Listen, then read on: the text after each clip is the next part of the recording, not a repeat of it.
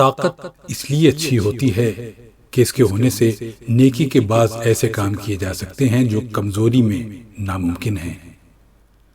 اپنی طاقت کو کھو دینے کا آسان ترین طریقہ مقروض ہونا ہے۔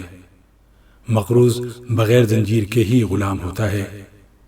جس نے قرض لینے کی عادت ڈالی اس نے اپنی آزادی تج دی، اس نے سونا دے کر بھس خریدا۔ لوگوں کا آپ پر انحصار ہو تو آپ ان سب سے خیر کا برتاؤ کر سکتے ہیں، ان کی زندگی میں رنگ بھر سکتے ہیں۔ اگر معاملہ الٹا ہو جائے تو آپ خیر پھیلانے کا سنہری موقع ضائع کر دیتے ہیں۔ خیر کا پھیلانا بہترین تجارت ہے۔ مالی لین دین احتیاط اور حکمت کا تقاضا کرتا ہے، اور اس دانائی سے ہم خالی ہوتے جا رہے ہیں۔ ملک مقروض، ادارے مقروض اور افراد مقروض۔ جس نے قرض لینے میں احتیاط برتی اس نے گویا عقل کی مالا پہنی۔